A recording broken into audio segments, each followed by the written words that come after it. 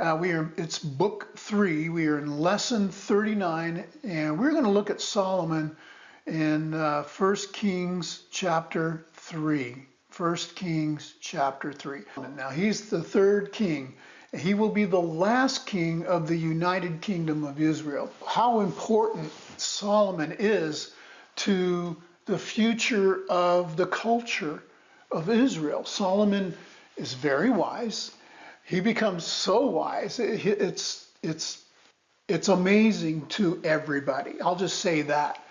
He understands God so well, and he understands and loves nature. He's a naturalist. He observes how things work, and he starts writing about those kinds of things. He writes some of the Psalms. He writes some of the Proverbs. He writes Ecclesiastes. He also writes what is known as the Song of Solomon.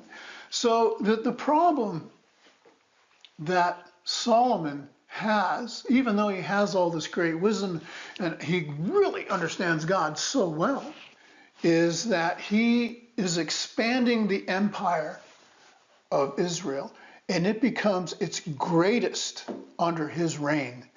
And he becomes a force to be reckoned with, and he makes alliances everywhere with everybody. He does it through marriages. He has 300 wives and 700 concubines. So he's got these 1,000 wives, and they end up being his downfall, unfortunately. In order to please them, and his alliance that he has through them, through these wives, he erects these places of idol worship. And that is his only issue. And that is a gigantic issue because we'll see that God understands that, we're going to sin. He understands that we're weak as humans. I mean, he made us after all. And he knows that we're weak a lot of times. And it's a lot of things he'll forgive as long as we keep going back to him and looking for that forgiveness and repenting. But when it comes to idolatry, there's not a lot he can do.